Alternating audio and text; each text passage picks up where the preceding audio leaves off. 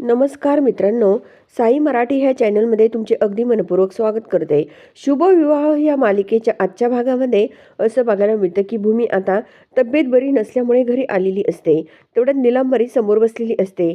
नीलांबरी बोलते की काय पटापट कामे उरकून घ्या, घरामध्ये खूप काही कामे पेंडिंग पडलेली आहेत.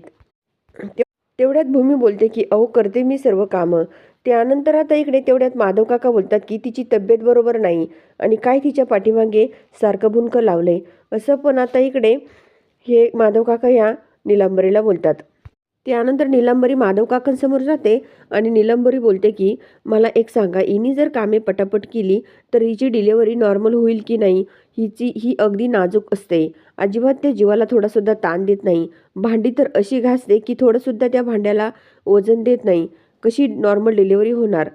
कसं पण हिला हिच्या नवऱ्याने टाकून दिलेलं आहे, परंतु मी हिला राहण्यासाठी छप्पर दिलेलं आहे, याची हिला काही कळतं का असं. पण आता इकडे ही नीलांबरी जेव्हा या माधव काकांना सांगते तेव्हा आता भूमी लगेच उठते आणि भूमी या नीलांबरी समोर जाते आणि बोलते की मला माझ्या नवऱ्याने टाकून दिलेलं नाही, तोंडात येईल ते बोलू नका. त्यानंतर नीलांबरी खूप काही बोलत असते. तेवढ्यामध्ये माधव काका बोलतात की असं डायरेक्टली कुणाला एवढं तोंडावर बोलू नये आणि आपण काय बोलतो आपल्या तोंडाचा पट्टा थोडा थांबता येतो की नाही असे. पण माधव काका खूपच या नीलांबरीवर भडकतात. त्यानंतर आता इकडे नीलांबरी थोडी शांत होते. आता माधव काकांना ही भूमी शांत बसण्यासाठी सांगते. भूमी बोलते की बाबा जाऊ द्या, मला आता सवय झाली आहे ह्या गोष्टींची असं. पण भूमी आपल्या बाबांना सांगते. तेवढ्यामध्ये गायकवाड सर तिथे येतात. गायकवाड सर या भूमीला मॅडम असं बोलतात. तर भूमी लगेच त्यांच्या जवळ जाते आणि बोलते की अहो सर या ना. त्यानंतर आता इकडे गायकवाड सर या भूमीला मिसेस महाजन असं बोलतात. आता नीलांबरी आणि माधव काका या गायकवाड सरांकडे बघतात. त्यानंतर आता इकडे माधव काका नीलांबरीला आतमध्ये जाण्यासाठी सांगतात. त्यानंतर इकडे नीलांबरी ह्या माधव काकांना बोलते की अहो पाहुणे आलेत घरात आणि तुम्ही मला कशाला आतमध्ये जाण्यासाठी सांगता. नीलांबरी तू आतमध्ये जा. अगदी भूमी ही त्यांच्याशी अगदी महत्त्वाचं बोलायचं आहे, तिला ती बोलेल, तू आतमध्ये जा असं. पण आता इकडे माधव काका या नीलांबरीला सांगतात. त्यावर आता इकडे ही नीलांबरी बोलते की नेमकं ते कशासाठी आलेत, काय आलेत, त्याचं कारण मला कळायला नको का असं. पण नीलांबरी या माधव काकांना बोलते. आता माधव काका या नीलांबरीचा हात धरत तिला आतमध्ये जबरदस्तीने घेऊन जातात. त्यानंतर आता इकडे ही भूमी या गायकवाड सरांना बोलते की सॉरी बरं का, माझी आई थोडीशी असं. म्हटल्यावर गायकवाड सर बोलतात की आले माझ्या लक्षात, नका टेन्शन घेऊ तुम्ही. त्यानंतर आता गायकवाड सरांना भूमी बसण्यासाठी सांगते. त्यानंतर गायकवाड सर भूमीला सांगतात की आपण जी CCTV फुटेजमध्ये गाडी बघितली होती ती पूर्णपणे जाळून टाकली. शेवटचा पुरावासुद्धा नष्ट झालाय. जोपर्यंत गुन्हेगार सापडत नाही तोपर्यंत कोणताही पुरावा आपल्या हाती येणार नाही असं. पण आता गायकवाड सर या भूमीला सांगतात आणि बोलतात की जी गाडी जाळलेली आहे ना, ती या गाडीचा नंबर जो आहे ना, रजिस्ट्रेशन, तो आम्हाला मिळाला आहे असे. पण आता इकडे हे गायकवाड सर या भूमीला सांगतात. पुढे असं बघायला मिळतं की आता इकडे आकाश आपल्या रूममध्ये असतो. आकाशला थोडंसं टेन्शनच असतं. आता आकाश आपल्या बेडवरती येऊन बसतो. त्यानंतर आकाशसमोर आकाशला सांगतं की अगं भूमी, मला सांग, ज्यांनी मला गायकवाड सरांनी ही गाडी CCTV फुटेजमध्ये दाखवली होती तीच ही गाडी जाळण्यात आली आहे. हे सर्व क्षण या आकाशच्या डोळ्यासमोर येत असतात. त्यानंतर आता इकडे भूमी ही बोलते की यांनी फक्त पुरावा जाळलेला आहे. त्यानंतर आता आकाश आपल्या मनाशी बोलतो की नेमकं काय करावं. आईसुद्धा खोटं बोलते, वरून खोटं बोलते तर बोलते, तिचं म्हणणं सुद्धा पटवून देते. मला माहीत आहे माझी भूमी कधीच खोटं बोलणारी नाही आहे आणि तिच्याकडे सुद्धा एकाही गोष्टीचा पुरावा नाही आहे. आता नेमकं मी विश्वास कुणावर ठेवावा असं. पण आता इकडे हा आकाश आपल्या मनाशी बोलत असतो. आपली मनू तिथे येते. मनू ह्या आपल्या आकाशला सांगते की अहो भाऊजी, ताई घरी आली आहे. तेवढ्यात आता आकाश बोलतो की अहो एवढ्या रात्री आली का भूमी घरी. तर आता इकडे ही मनू बोलते की हो एवढ्या रात्रीच आली आणि इन्स्पेक्टर गायकवाड पण तिच्याबरोबर आहेत असं. पण आता मनू या आपल्या आकाशला सांगते. आता आकाशला तर धक्काच बसतो. नंतर आता भूमी ही गायकवाड सरांना घेऊन इकडे ह्या पटवर्धनच्या घरी आलेली असते. समोर अभिजित, रागिनी, पौर्णिमा सर्वजण उभे असतात आणि तेवढ्यामध्ये आता मनू ही आकाशला घेऊन तिथे येते. तर आता आकाशसुद्धा या भूमीकडे बघत राहतो. त्यानंतर आता इकडे आकाश या गायकवाड सरांना बोलतो की एवढ्या रात्री तुम्ही इथे आणि भूमी तू पण एवढ्या रात्री इथे असं पण आता आकाश या भूमी आणि गायकवाड सरांना बोलतो. रागिनी तर त्यांच्या दोघांकडे खूप रागाने बघत राहते. त्यानंतर गायकवाड सर या आकाशला सांगतात की आम्हाला एका महत्त्वाच्या विषयावर बोलायचं आहे, त्यामुळे एवढ्या रात्री आले, बाकी काही नाही. असं पण आता गायकवाड सर आकाशला सांगतात. आता पौर्णिमा, रागिनी आणि अभिजित खूप टेन्शनमध्ये येतात. त्यानंतर गायकवाड सर बोलतात की कुठलीही केस हातामध्ये घेतली तर त्याचा सर्वांगीण विकास करावाचा अभ्यास करावा लागतो. तुमच्यामध्ये आणि तुमच्या पत्नीमध्ये जे काही मतभेद निर्माण झाले आहेत आणि ह्या केसच्या निमित्ताने मला त्याचं पाठीमागचं कारणसुद्धा माहीत करून घेणं आहे. तुमच्या दोघांमध्ये जे काही वाद झाले आहे त्यामुळे तुम्ही दोघे एकमेकांपासून दूर झाले आहेत, बरोबर ना? असे पण गायकवाडचे सर जेव्हा या आकाशला बोलतात ना, तेव्हा आकाश बोलतो की 1 मिनिट सर, आमचा हा पर्सनली फॅमिली मॅटर आहे, त्यामुळे ह्या केसची आमचा काही संबंध नाही, असे पण आता आकाश या सरांना सांगतो. तर आता इकडे अभिजित आणि रागिनी आकाशकडे बघतात. त्यानंतर गायकवाड सर बोलतात की नाही नाही, संबंध आहे हो, असं काय बोलता तुम्ही? त्यामुळेच मी त्यांना इथे घेऊन आलो आहे. त्यानंतर आता इकडे आकाश या भूमीला बोलतो की भूमी, आता तू ते बोलणार आहेस का? त्यानंतर आता इकडे हा आकाश या भूमीला बोलतो की अगं तू हे काय करतेस?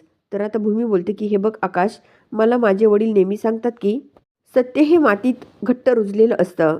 खोटं वरून कितीही जरी चांगलं दिसत असलं ना, तरी पण ते आरशामध्ये खोटंच दिसतं. आणि ते खोटं लवकरात लवकर संपुष्टात येतं आणि खरं जे असतं ना ते कायम टिकतं, असं पण आता भूमी या आकाशला सांगते. सर्वजण भूमीकडे बघत राहतात. त्यानंतर गायकवाड सर या रागिणीसमोर या आकाशला सांगतात की CCTV फुटेजमध्ये जी गाडी जाळलेली होती त्या गाडीचा रजिस्ट्रेशन नंबर जो आहे तो आम्हाला मिळालेला आहे. असे जेव्हा गायकवाड सर या भूमी समोर या आकाशला सांगतात तेव्हा तर रागिणीचा आणि अभिजितचा चेहरा अगदी बघण्यासारखा झालेला असतो. ती गाडी कुणाच्या नावावर रजिस्टर आहे हे सुद्धा आम्ही तुम्हाला सांगू शकतो. रागिनी पटवर्धन असं या व्यक्तीचं नाव आहे, असं पण आता गायकवाड सर या आकाशला सर्वांसमोर बोलतात. आणि हे शब्द ऐकताच इकडे आता ह्या आकाशला खूप मोठा धक्का बसतो. आपल्या आईच्या नावावर? तर आता भूमी ही रागिनी समोर जाऊन उभी राहते आणि खूप रागाने रागिनीकडे बघते. आणि त्याच वेळेस आता आपली भूमी रागिनी समोर जाऊन रागिनीला बोलते की हीच व्यक्ती आहे रागिनी पटवर्धन. आता तर सर्वजण खूप टेन्शनमध्ये येतात. मनूला सुद्धा खूप धक्का बसतो. रागिनीची आई तर आपल्या तोंडालाच हात लावते. हा आकाश सुद्धा खूप रागाने रागिनीकडे बघतो. त्यानंतर आता इकडे ही भूमी सर्वांसमोर बोलते की जी काही गाडी जाळली आहे त्याचं रजिस्ट्रेशन म्हणजे रागिनी पटवर्धन यांच्या नावावर असल्याचं सत्य जेव्हा समोर येतं तेव्हा तर रागिनीचा चेहरा अगदी बघण्यासारखा झालेला असतो आणि आकाशला सुद्धा खूप मोठा धक्का बसतो. त्यानंतर आता इकडे ही भूमी लगेच बोलते की हे बघ आकाश, रघुनाथ यांच्या खुनाची जी काही सुपारी आहे ती ह्या रागिनी पटवर्धननेच दिली होती. असे पण आता भूमी जेव्हा ही आकाशला सांगते आता तर रागिनीला आणखीनच धक्का बसतो. थोड्यामध्ये अभिजित लगेच या भूमीला बोलतो की खबरदार, माझ्या आईचं नाव घेशील ना तर पुन्हा सांगून ठेवतो, अजिबात माझ्या आईचं नाव घ्यायचं नाहीये, असं पण अभिजित या भूमीला बोलतो. त्यानंतर भूमी बोलते की काही हरकत नाही, तसं पण आहे ना, माझं तुमच्याशी कुठलंही आनंदाचं नातं राहिलेलं नाहीये, समजलंच का? त्यावर आता आकाश ह्या भूमीला बोलतो की अगं भूमी, तू हे काय बोलतेस? त्यावर भूमी बोलते की हो, मी बरोबर बोलते. त्यावेळेस आता आकाश बोलतो की अगं, तू कशाला आईवर पुन्हा आरोप करतेस? मग अभिजितला राग येणार साहजिकच आहे ना, असं पण आता आकाश या भूमीला बोलतो. परंतु भूमीने सर्व सत्य समोर आणलेलं असतं. अरे, कुठलाही गंभीर पुरावा नाही तुझ्याकडे आणि तू आईवर एवढा मोठा आरोप कसा करू शकतेस? असं जेव्हा आकाश या भूमीला बोलतो ना, त्यावेळेस भूमी बोलते की कुठलाही आरोप करत नाही मी, माझ्याकडे गंभीर पुरावा आहे आकाश.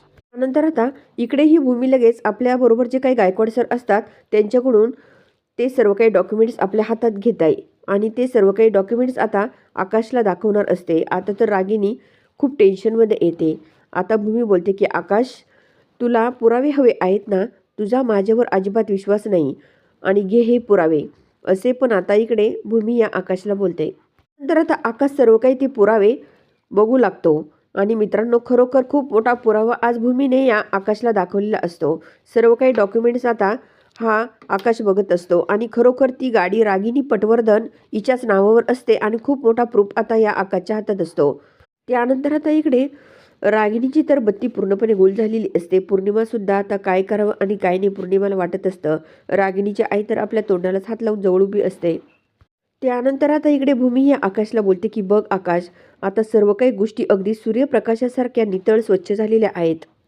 आता हा आकाश आपल्या आईसमोर येतो आणि आईला बोलतो की अगं आई, तुला पटतं का हे सर्व?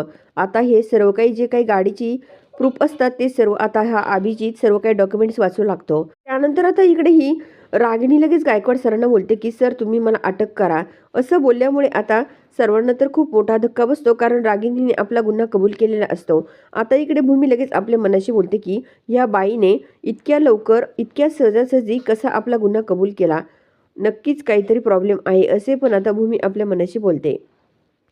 त्यानंतर आता इकडे रागिणी ही पटवर्धन सरांना बोलते की अहो, तुमच्याकडे सुद्धा पुराव्याचे कागद सर्व आहे, आता तुम्ही मला अटकच करा, असं पण रागिणी या गायकवाड सरांसमोर जाऊन बोलते. इकडे आता आकाश आपल्या आईला बोलतो की अगं आई, तू हे काय बोलतेस? माझा यावर विश्वास बसतच नाहीये. हे सर्व तू केलं?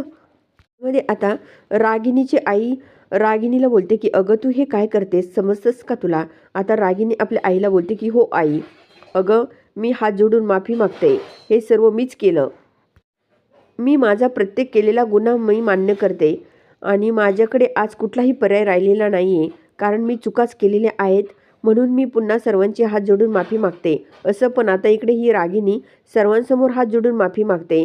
आता ह्या आपल्या आकाश व भूमीसमोर ही रागिणी उभी राहते आणि बोलते की ज्या आकाशवर मी पोटच्या पोराच्या पेक्षाही जास्त प्रेम केलं, तळ हाताच्या फोडाप्रमाणे त्याला जपलं, त्यानं कधी घास खाल्ल्या वाचून मी घास खाल्ला नाही, ज्याच्या आजारपणामध्ये त्याच्या उशाशी रात्र बसून मी जागी राहिले, त्याच माझ्या आकाशच्या डोळ्यात माझ्याविषयी संशय जो काही बघितला, त्याच्या मनामध्ये माझ्याविषयी जो निर्माण झालेला अविश्वास झालेला आहे, तो मला आता बघू शकत नाही. ज्या आकाशच्या डोळ्यामध्ये मी असंख्य प्रश्न बघितलेत, कुठल्याही तुरुंगापेक्षा ही शिक्षा माझ्यासाठी खूप मोठी आहे. आई, माझ्यावरचे हे आरोप जे काही खरे आहेत की खोटे आहेत ते सर्व जाऊ दे, परंतु मला आता अटक झालेलीच मला बघायचं आहे आणि मला माझ्या मुलाने जे काही आरोपीच्या पिंजऱ्यात उभं केलेलं आहे ना. त्यानंतर आता ही नाटकी रागिणी बोलते की ह्या भूमीवर आणि ह्या मनूवर इतकं काही मी मुलींपेक्षाही जास्त प्रेम केलेलं आहे आणि त्यांनी मला आज असे दिवस दाखवलेत. रागिणी ह्या भूमीला बोलते की तुला डोहाळे लागलेले आहेत ना, माझ्या हातात बेड्या ठोकण्याचे जे डोहाळे लागले आहेत ना, ते पूर्ण करायचे आहेत मला, असे पण ही रागिणी या भूमीला बोलते. त्यानंतर आता उद्याच्या प्रोमोमध्ये असं बघायला मिळतं की आता ही रागिणी इकडे ह्या भूमीच्या बाबांच्या घरी आलेली असते. आता रागिणी या भूमीकडे खूप रागाने बघत राहते. आता ही भूमी या रागिणीला बोलते की तुम्हाला आता तुरुंग दिसायला लागलेला आहे ना, त्यामुळे तुम्ही आता काही पण बोलता, परंतु तुमचं सत्य सर्वांसमोर आलेलं आहे हे लक्षात ठेवा.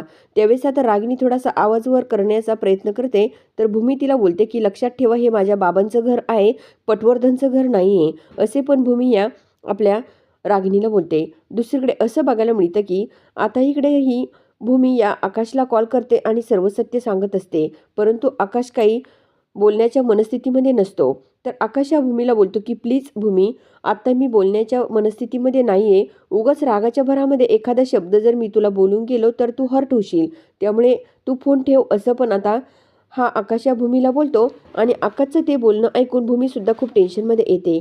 तर मित्रांनो, नेमकं आता काय होणार हे बघण्यासाठी आपल्या साई मराठी ह्या चॅनलला जरूर सबस्क्राईब करा, लाईक करा आणि व्हिडिओ बघितल्यामुळे अगदी मनापासून धन्यवाद.